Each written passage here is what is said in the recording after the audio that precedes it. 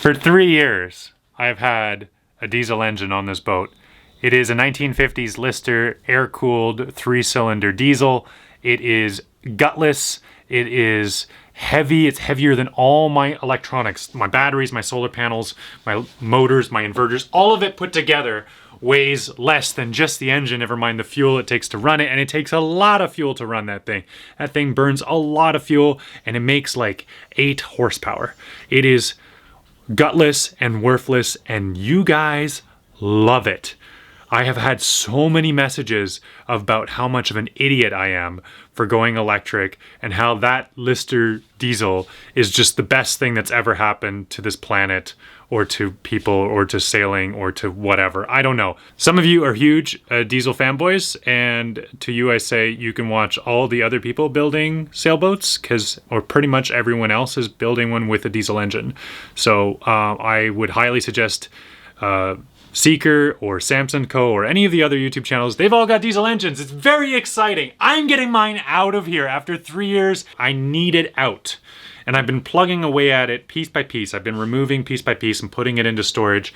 And I finally got it out of the engine room. Check this out. So, all right, here she is. 3 cylinders, as you can tell. Cylinder heads are off, exhaust is off, intake is off. Pretty much everything I could get off is off. I couldn't get the flywheel off, which is a shame because that weighs 100 pounds by itself. But I think the whole rest of the engine, I'm in the 300 pound ballpark. So pretty close to the point where I can kind of handle it myself. I did get it out of the engine room and she's now sitting on some supports here right underneath the window. And the plan is to haul her up and out the window. I've done the measurements. I know she'll fit, but it'll be close.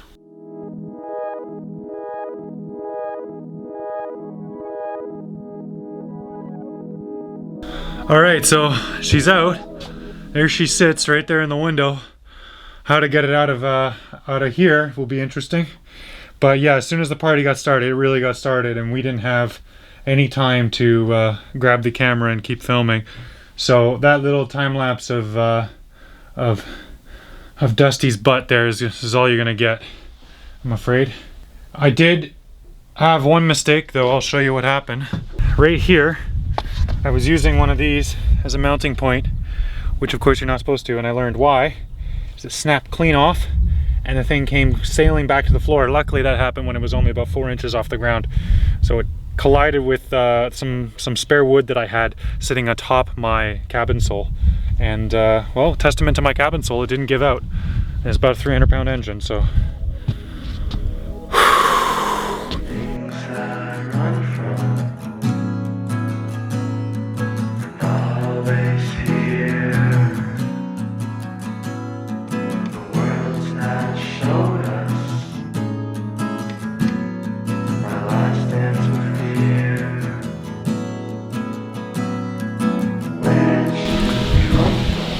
Right, well, the engine is out and now we get to clean the engine room. And after 50 years of having a greasy diesel in there, it is disgusting. So this should be a lot of work.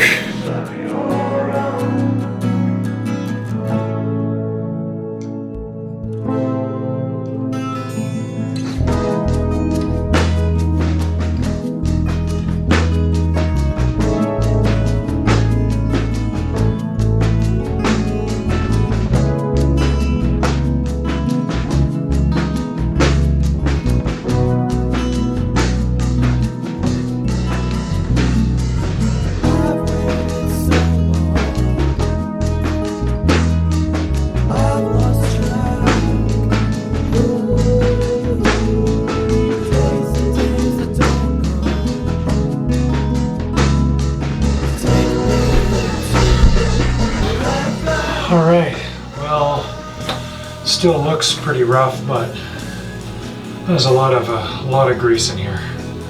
Just bucket loads of the stuff. I just pulled out several garbage bags worth of rags and other stuff. I still got some more clean. There's so many fixtures, it's just gonna be a lot. Well, it's closer to clean. I can finally see the bilge floor, which is nice. There was, I kid you not, 1.5 inches of pure just sawdust and dust mixed with oil and grease. I had to scoop it out with like a spoon. Like, it was awful. I've been slowly pulling out all the fixtures, the shelving that was in here, the insulation and other random bits and bobs. Still have a bit to go. For those of you who are upset that I'm getting rid of my diesel engine, by all means, leave comments. It helps the algorithm. But I'm not going to participate. I've heard every single pro fossil fuel argument there is. I've been at this for 3 years. I've been putting out hundreds of videos on YouTube. Trust me, if you can think it, I've heard it. But with this channel, my goal has always been to show all of you just a different take on the green energy thing, and show you my journey, because it's not perfect. It's a journey and there's ups and downs. I'm just a stupid kid who's building a boat, and as far as I can tell, the way to do that today is with electric motors and solar panels and wind energy. Take a break from the engine room work. Check out this storm we're having. We had hail a hot minute ago, so now everything is like covered in hail, slush and snow. But yeah, at least my cockpit back here, rear deck, is nice and dry and out of the wind. Quite comfortable. I can watch the storm from here.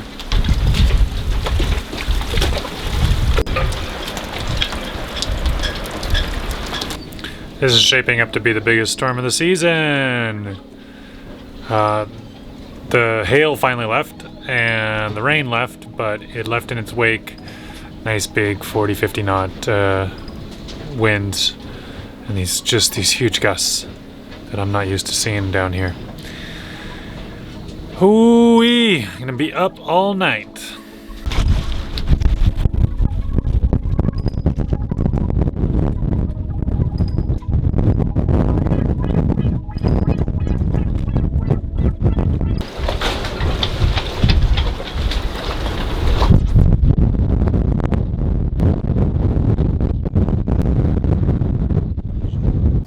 Alright, well, didn't sleep very well last night.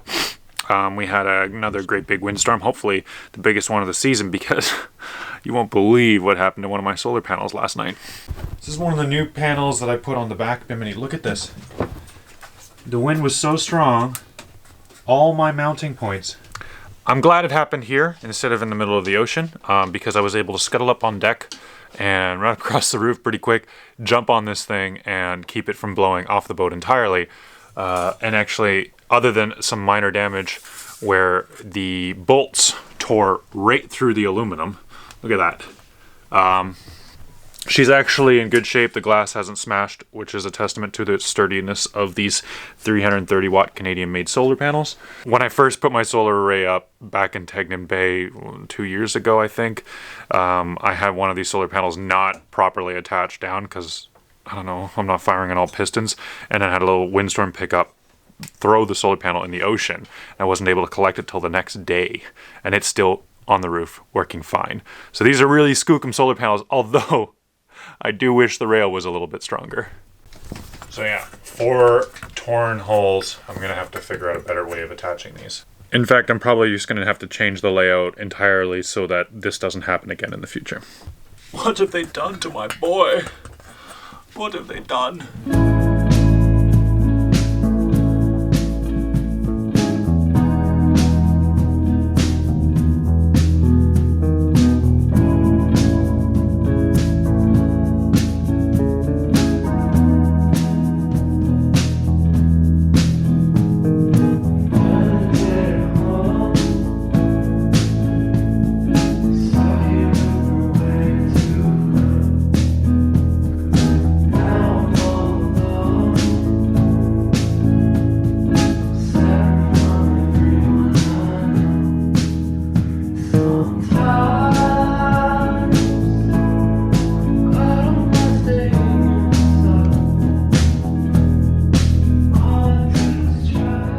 Alright, so now the room is stripped, we've added some workbench, which is nice and stiff. And then I also added this bench seat, which came out of, I think, a Bayliner or something like that. Anyways, it was being tossed. So I've repurposed it, and it's now the ready-to-abuse cushion for me to sit on and while I would do some work here. The next step, of course, is to do insulation. We've got some blue foam cards, so I'll be cutting all that up, and I'll also be drinking an old fashioned.